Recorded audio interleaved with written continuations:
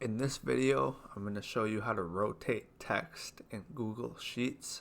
So there's two ways to do this. Both ways are very similar. First, what you want to do is highlight the cells that you want to rotate the text of. So in this example, I'm just going to highlight my header rows. And then they have this tool up here, the text rotation tool. In this, you have a few different options, and we'll just go through them. There's tilt up, tilt down, stack vertically. Just zoom out a little bit.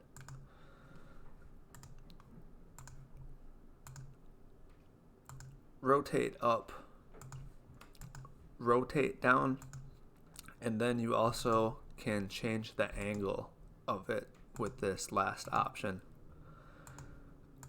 So that's the first way to rotate text. The second way to rotate text is very similar, but instead of using the text rotation tool over here, you just go up to the formatting menu, and in here they have the same exact text rotation tool with all of the same options.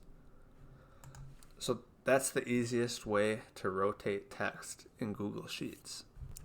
Thank you for watching the video. If you haven't already, make sure to hit the subscribe button. If you have any questions or content suggestions, just let me know in the comments and I'll try my best to answer everyone.